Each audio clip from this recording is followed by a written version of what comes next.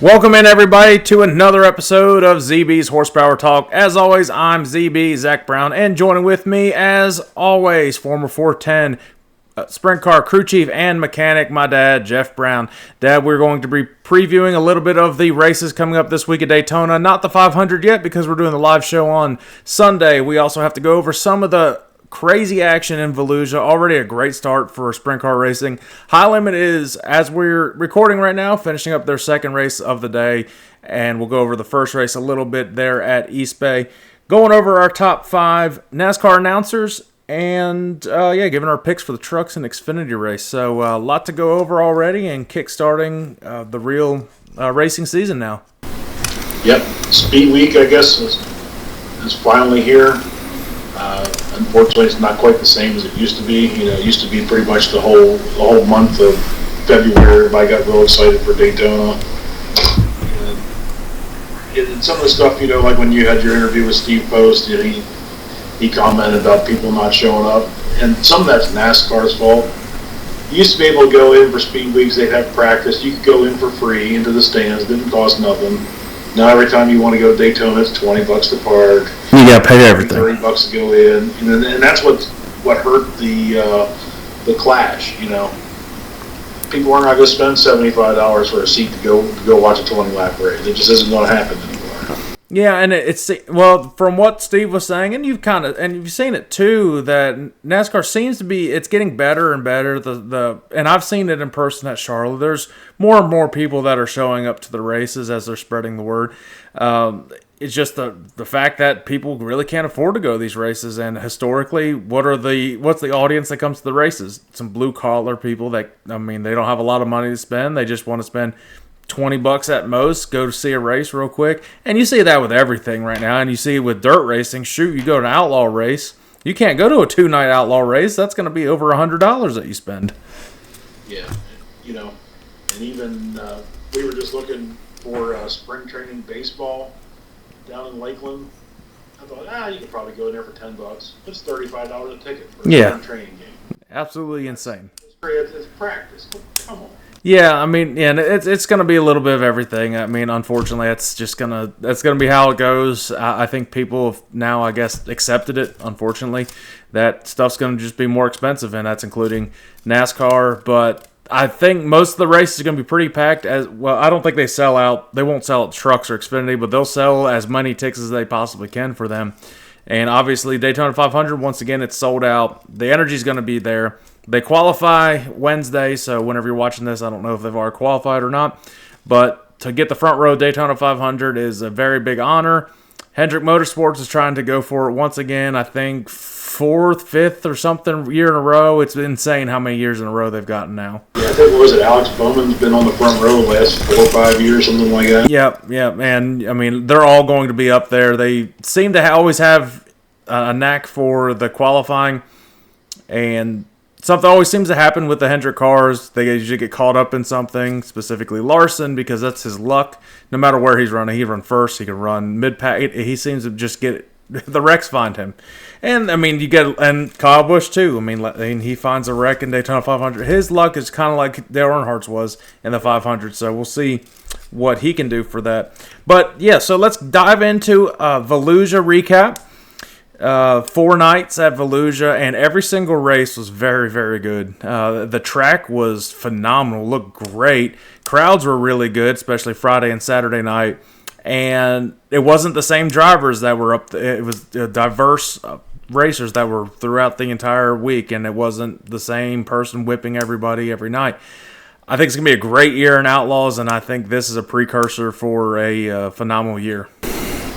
Yeah, like you said, racing was great, and you still see it on the comments, but they won off the front row. Yeah, they might have won off the front row, but it was not easy by any means. No. They were side by side battling the whole way back through, and like I said, it started last year, and I don't know what made the racing so much better, whether it's the new Hoosier tire or just everybody's equipment is just so equal anymore, but the racing has been great. It's still important to start up front, but if you start in the first 6-8 spots, you got a legitimate shot at winning an outlaw race, which is unheard of. It used to be top 4 maybe. Yeah. Yeah, and you're just I think it's a testament to a little bit of everything, and the Outlaws making the right rules package changes, and they're finding stuff that works. You see the criticism like NASCAR has with some rule packages, and it makes the racing boring. And luckily, the Outlaws hit on this rule package, because it could have just went completely terrible, and these tires were the absolute worst thing and made the racing very stale. But I think it's a little bit of the tire, a little bit of the rules changes they've done, and a lot on the drivers and how organized and how well run they've been all year. And and some of it I think is track prep has been much better. The tracks have been very very wide. Yeah, they may be slowing down, but I still think a little bit slower puts on a better race where you're going to get those guys side by side. Volusia had a top, it had a bottom. It's you can't ask for much more than that. And how about that kid? I can't remember his name, but 16-year-old, the youngest pole winner ever in World of Outlaws history. So that is absolutely crazy that it's taken that long. And you would have thought maybe back in the day they would have had a 14-year-old or something set the pole and all that, but in the fast time. But yeah, that was really cool to see. The kid just turned 16, and he didn't race too great. It goes with experience. He doesn't really understand certain lines, how the restarts work exactly. All these guys have been racing for a while, and the worst thing that happened to him was these restarts and the starts, and he just kept falling back because he was racing great. That was just killing him the whole time. Yeah, these outlaw guys don't play around. They're professional racers. This kid's a sophomore, junior in high school. Yeah, and he stayed out of their way though. That was a big thing. He knows he's not competing the full year. He knows that he doesn't want to make enemies. He's trying to learn. So I think it was a great learning experience for him. He's got a bright future ahead of him. And hopefully he can stay paired with having, I don't know if it's a family car or whatnot, but I think it's important for him. He gets a good car, a good mechanic. It just takes a little bit of time to learn. Yeah. I think he'll be fine. He's got the talent. Yeah. So let's go over night one. The defending champion, who's not racing for the championship this year, Brad Sweet, gets the win. So that obviously made David Gravel happy. But David Gravel made up for it the next day. He gets the win on the second night. But the top three in every single night, completely different. Then you go into night three. Sunshine gets the win.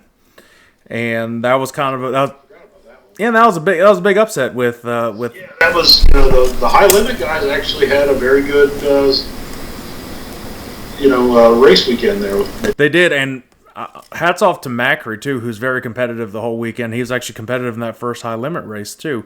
And obviously Sheldon gets the win on which I think was the best race of the entire weekend. Corner pass for the win. That was exciting. That was fantastic, and you kind of mentioned it before that Sheldon could be a dark horse to make some noise for the championship this year too. And I felt really good when I said Gio. Gio had pretty consistent runs all 4 nights too. So I think that's going to be, like I said before, that's a driver to look out for.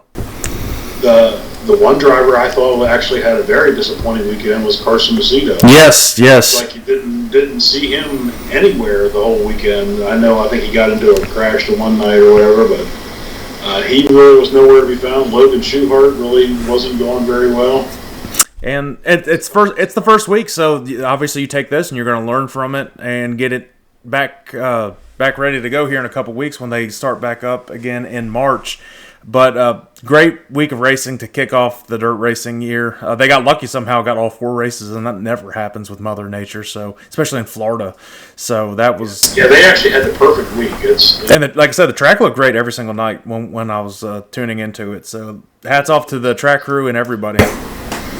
The High Limit Series, we forgot to preview that, but it's not surprising that the first race winner was Kyle Larson.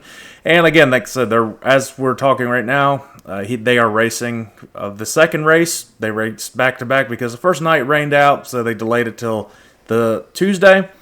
And yeah, who'd have thought Kyle Larson would have got the win? He just races so aggressively through lap traffic. It was very impressive. There was a chance that Tanner Thorson or Cole Macedo would have been up there, but top three, and even Macri came from 8th to 4th. Yes. And if Larson wasn't as ballsy through the lap cars, he would not have won that race. Yeah. He was just abusing those guys compared to the other. Like, he never thought twice about it. If he had to go between them, he was going between them. Didn't even hesitate for a second. Yeah. So I'm curious to see how he does for the second race and how to kind of go about that. Now, if you were setting up this car and you had to, I don't know how many you've done, had to race back-to-back races with a feature and then go back into an entire race schedule, how would you approach that? Say if you're in Larson's shoes and you just won that race, how do you go about getting ready for this second night? Well, first thing you got to realize with Larson, you won the race, but you probably were not the fastest car. You just had the best driver. And that track was super, super slick. I mean, it was zero hookups. So you got to really see what they're going to do. Are they going to dig the track up? Are they going to rewater it? If not, is the track going to get rubber? So you're going to have to change your setup depending on what they're going to do. It's most likely not going to be anything like what they just ran on. So it's either going to dig it up and make it wet, which then they're going to be pushing for the time limit, or they're going to leave it hard. That's probably going to start laying some rubber down. So the first one to find rubber is probably going to win that thing, and then it's probably going to be a snooze fest. Once it starts doing that, then it's usually a one-lane track. Well, Larson mentioned it in his Victory Lane post-race interview that the track was laying some rubber. So we'll go back and look at it, and we'll talk about it on Sunday during the live show, what we kind of saw, the differences between the two races. And High Limit, again, they'll race next week, and they are off until April. So they've got 2 weeks, and then they'll be off in April. So that'll be a break for us to not cover every single thing in March. So we kind of can slowly, gradually get into everything going there. I think that's all the recaps we really got. We're looking ahead to Daytona. Before we get into that, we want to obviously talk about our top 5 this week. We have the top 5 NASCAR announcers, in our opinion, of all time. And I think both of us are going to have the same number 1. I've got some interesting people on here. Some may have not have been in NASCAR for so long, and I'm kind of thinking like they should still be, and they're just really good announcers. So I'll go first this week, and then you can do next week's, which we haven't figured out yet, but we'll announce that on Sunday during the live show. But at number 5 for the 5 best NASCAR announcers of all time, I've got a guy that he's appeared on multiple NASCAR Heat games, Dirt to Daytona. Fantastic announcer. He was announcing with the SRX series quite a bit. I wish he would come back to announce some NASCAR races because he is fantastic. Alan Bestwick, I have him at number 5. Number 4, I've got a guy, obviously he doesn't do it anymore. His brother does it now. But Benny Parsons, I've got at number 4. Legendary in the booth, legendary racer, and one of the best in the booth that's done it. I believe he was Fox, if I'm not mistaken. He was a little bit before my time. I think he was in the Fox booth, but you can still hear his calls and all of that. I think he might have been on the call with Dale's 500 win with Mike Joy, if I'm not mistaken. So, but again, one of the great legendary voices in the sport, Benny Parsons. Number 3, he's in the NASCAR Hall of Fame, dad of another Hall of Famer. I've got Ned Jarrett as my number 3. And you kind of see this. A lot of these guys are, well, 2 of them. 2 of them are former racers, and they're 3 matches so far. Yeah, well, two of them former racers, and I think that's a testament to these TV people pointing out some of these drivers that will be good in the booth, and I think they're going back to that now with Kevin Harvick getting back in the booth. And I love when they do the drivers only stuff. I think it's for the Xfinity race in Charlotte, if I'm not mistaken. And I love when they do that. That always makes it interesting. You get that perspective from the drivers because they know what's going on with these cars. So Ned Jarrett's my number 3. My number 2, he's still currently an announcer in NASCAR. And you can't deny how long he's done it, for how many historical races he's called. So, sometimes you kind of get annoyed with him. You could say what you want, but you can't deny that he is one of the best. Mike Joy's my number 2. I still like listening to him. It got annoying a little bit towards the end of like DW's career when they kind of bounce off each other. I'm like, all right, y'all can just like hush now. But it's actually improved now, and it really improved last year going into this year now with Harvick and Clint Boyer in the booth. So Mike Joy's my number 2. And number 1, I know this is going to be your number 1 too. This is literally the voice of a whole generation, and I loved when they did a throwback. I think it was about 2016, 2017, and they had him calling the Southern 500 as a big throwback. Ken Squire is my number 1. He literally will tell a story during the race. That's how he approaches announcing these races, and he has a radio voice, and he was on TV for those broadcasts, so it was fantastic. And yeah, Ken Squire's my number 1, and I can almost guarantee that's your number 1. So go ahead and get into your number 5 announcers. All right. This was tough to rank these guys. You could literally almost plug these things in anywhere. But at number 5, this guy probably has one of the most iconic voices. He could be doing a commercial for laundry detergent. You turn around and think there was a race on as soon as you hear him. He's been in movies. He is the founder of the National Speed Sport News newspaper and editor. He's done NASCAR. He's done IndyCar. He's done them all. Chris Economaki. Oh, okay. Oh, wow. His iconic voice is gone. Yeah. So I said, this is hard to rank these. Yeah. The next 4, we have them just in different orders. At number 4, Hall of Fame driver. One of the best races I've ever seen him call was the Dale and Dale Show in 1993. Yep. Cheering on his son to victory lane, where everybody else just stopped talking and just let him cheer on his son and do it in such a professional manner that, yeah, he was cheering his son, but it's like he almost wasn't playing favorites, which was pretty cool. So Ned Jarrett, I got at number 4. At number 3, another former driver. I actually have met him before. He was a guest speaker at one of the York County Racing Club banquets, and I mean, storyteller to no end. It was just hearing him when he first started running Daytona and everything was really, really interesting. I had Benny Parsons. I remember, I forget what race it was. It was Harry Gant was running, and Benny Parsons said, "There's no way Harry Gant's going to win this race." He got into a crash or something. And Harry Gant came back and won the race. The next week, they had a cake for Benny Parsons. So he could eat his own words. It had, Harry Gant was not going to win this week. So number 2, yeah, this guy doesn't probably get the credit he deserves. He's been in my favorite video game, Dirt to Daytona. He's in that one. He's done the SRX.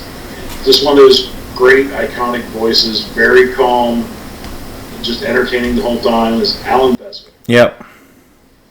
And then number 1, like you said, this guy's announced everything. He used to be Thursday Night Thunder doing the sprint cars. He's done NASCAR. He's done everything in motorsports. He's done, and to be an entertainer and the announcer like he was, and have the insight and the stories and then all the facts that he had, was unreal. He's definitely going to be missed.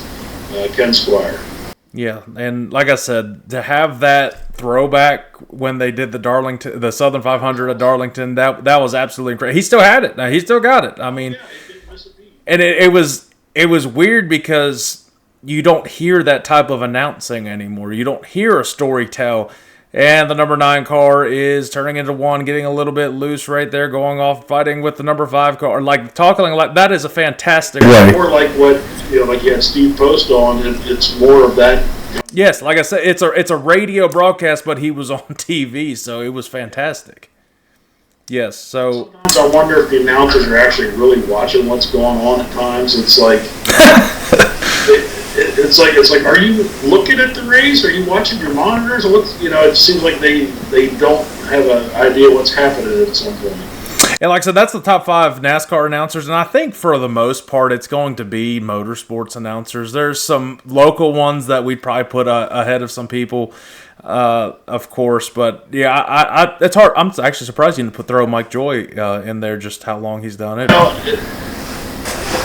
Where would you put him over the other 5? Yeah, I mean that's true. I mean, the reason I have Alan Bestwick yeah, like I said, the only reason I had Alan Bestwick so low is because he didn't do it as long as a lot of these guys, and I wish again they would bring him back. I think he only did it when it was on ESPN and ABC when NASCAR shifted over to that. I think they even raced on CBS at some point. But it's weird hearing like NASCAR announcers doing football or something else. It just did not seem right. Yeah. Well, all right. Well, that will do our top 5. We'll make another top 5 and we'll probably bounce around some ideas before we go live. So if you guys want to drop in the comments before we do go live on Sunday, make sure you mark that. I'll create that broadcast so you guys can make sure you save that link. But drop in what top 5 do you want to see? What 5 lists would really interest you, and how we might rank them. I think it's a fun little segment. I think it brings a lot of debate and a lot of conversation. So it's a lot of fun right there. All right, so previewing Daytona for the trucks and Xfinity races. You got a whole new slate of truck drivers and Xfinity. You got some familiar faces, and obviously some guys that went from Cup back down to Xfinity, AJ Allmendinger specifically. Drivers trying to make names for themselves. Some going back into the truck series and trying to make a name to build upon. And it's not guaranteed that if you go for the trucks, you don't have to go to Xfinity. There's a lot of people that jump from trucks to Cup now. They say that transitioning from trucks to the Cup series is actually a better transition with these current generation cars than Xfinity up to Cup. Yeah, I mean, they say they can jump right. Carson Hocevar was a great example. Yep. Hop right into a Cup car and look like a seasoned veteran. So, yeah, maybe there is something to that. Yeah, and again, we don't know a whole lot about the truck drivers and Xfinity drivers, more about Xfinity than we do with trucks, so we're not going to pretend that we do know everything about them. We try to follow as much as we can. Truck series notorious for lots of cautions and wrecks, and I fully expect that to be happening at Daytona. The weather, though, might catch the Xfinity series, and they might end up having to race before the Daytona 500. They've done that before, race in the morning, so they might race while we're doing our live show. Very much possible. I hope they do not do that. Just if they want to get that Daytona 500, and they're going to need to sacrifice the Xfinity race and put that on Monday or after the Daytona 500. This weather, depending on when it gets here. Now it's saying it looks like it's coming in on Saturday and may get out of here on Sunday. But they need to not screw around. More unpredictability than Florida weather is Daytona weather, because that's on the Florida coast. So there's nothing more unpredictable than that. Things will change. It'll be different tomorrow. It'll be different once people start watching after we're recording. It's just you just don't know. And they're going to have the pageantry still for the Daytona 500. So, yeah, they would probably move it to after so they can still have all the pre-race, all of the concerts, all of the driver meet and greets, whatever they got to do, because it is a sold-out race. And I think there's 160 to 200,000 people expected.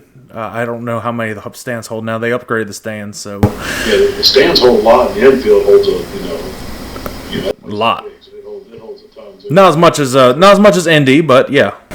Yeah, I'm sure there's going to be a couple 100,000 there. So hopefully they do what they can to get that race in. It's not going to rain out. It'd be cool seeing the Cup race. It's not going to rain out because I'm not going. It's just how it is. If I win, oh yeah, we'd have a torrential downpour. Hey, whoa, it's snowing in Daytona. I don't know if that's happened. Also, we're not going to preview it because we really don't know anything about it, but we're definitely going to follow along because one of our guests, of course, is racing full-time in the series. ARCA race is right before the Xfinity race on Saturday, so that'll probably get rained out too, so it'll be interesting to see how they move that. And, well, Daytona has lights, so that's a positive thing. So if it rains, it can downpour to start off, and then if they can get it in, start it off at 8 o'clock or something at night, they'll be able to do that. And those new jet dryers and the Air Titans, they're pretty good. There's one invention that NASCAR has really improved NASCAR is those Air Titans. Yeah. They can get that track dry just a matter of a couple hours, and where it used to take 6-7 hours. Yep. That's a remarkable invention they have. All right, well, let's go into the truck race. We kind of already know what we're going to expect with that. Lots of cautions. Who can survive it? It's 250 miles, so half the length of the Daytona 500. That's North Carolina math for you. And so 100 laps seems like a lot for the truck series, but it does help they break it down in the stages now, so doesn't seem as crazy. I think you'll see the third stage just end up being a crash fest throughout. I think it'll be fairly clean for the first two stages. A lot of drivers, a lot of familiar faces too, and as we're talking, Matty D does not have a ride for it, unfortunately, but let's dive into it. Any insights before we give our picks? Yeah, I mean, this is going to be kind of a crapshoot, and there's some interesting entries in this. Like we don't follow it a whole lot. I didn't realize some of these guys have changed teams. You still have the staples like Grant Enfinger's going to be one to watch this year. Corey Heim. I think you might see the Grays gradually get a little better. I think they had Tanner and let's see, we got Taylor. Yeah. I think they picked up. Ty Dillon's racing in this one. Is there anything else? But then you still got the guy, Ben Rhodes, Ty Majeski. Yeah, Raja Caruth racing in it as well. He's in the 71 car. Yep. Truck for Spire Motors. Yep. So definitely be interesting for sure. See what we can get out of the truck series. So yeah, so go ahead, and who are you going with for your pick for the truck race on Friday night? So this one is kind of maybe off the wall a little bit, but I saw he had entry. He's in the number 7 truck for Spire Motorsports, a Cup driver in the number 7 car. Corey LaJoie, he's a great restrictor plate racer. I think if he won the truck race, you would see excitement like you could not freaking believe. He'd be a little excited.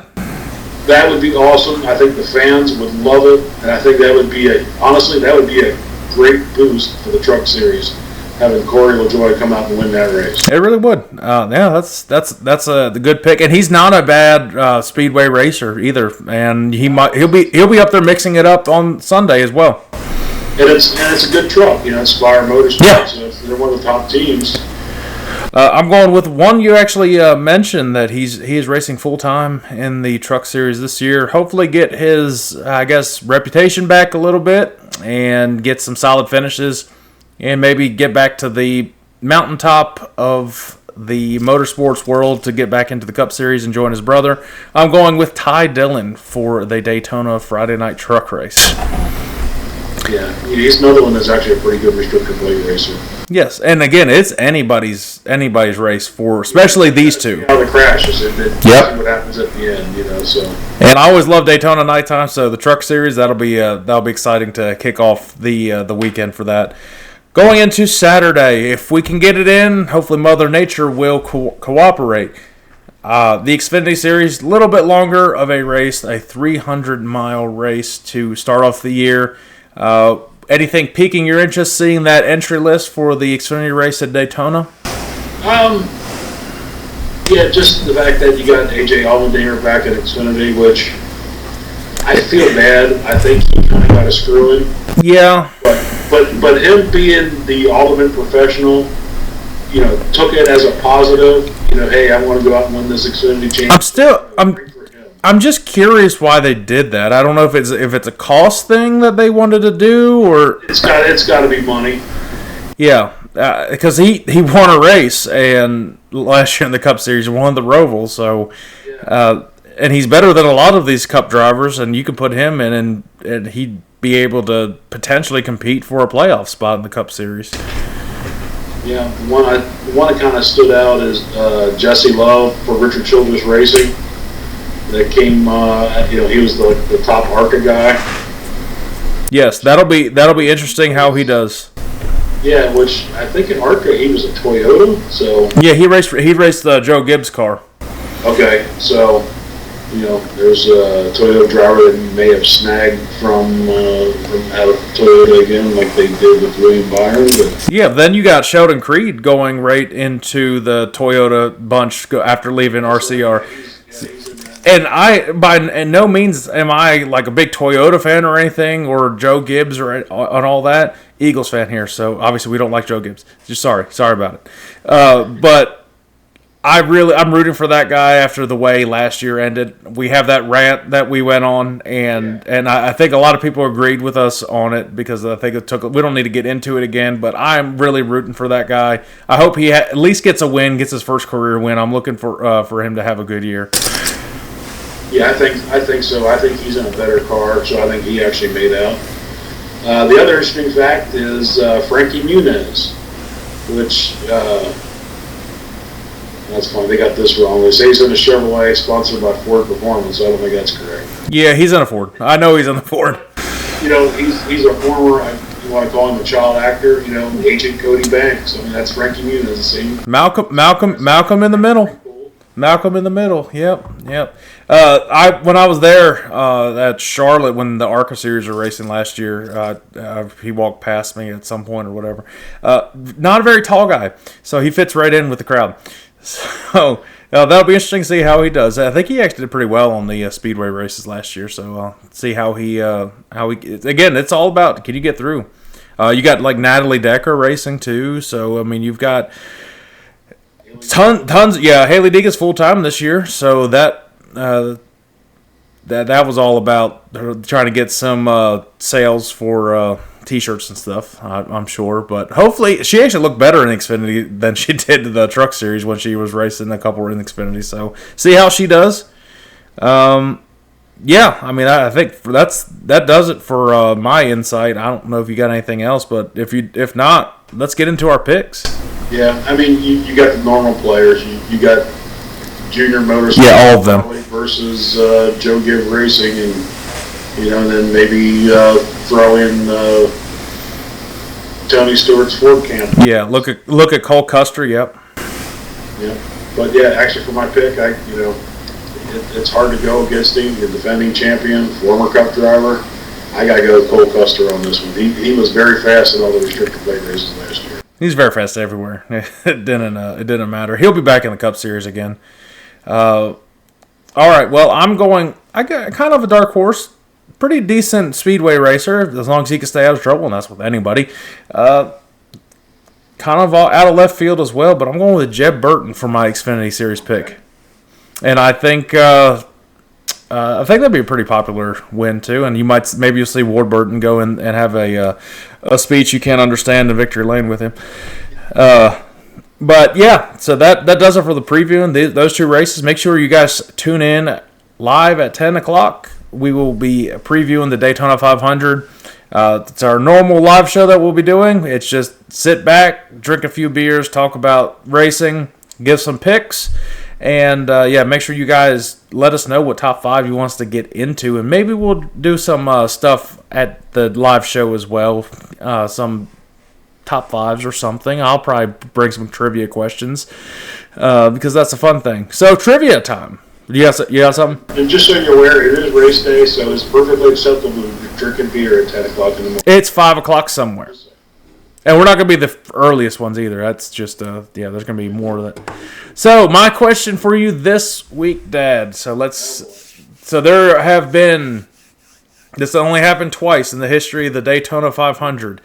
Can you give the 2 rookies that have won the Daytona 500 of all time? Austin Cindric, 2021. I shouldn't have given you the date, but yep. Yeah, wow.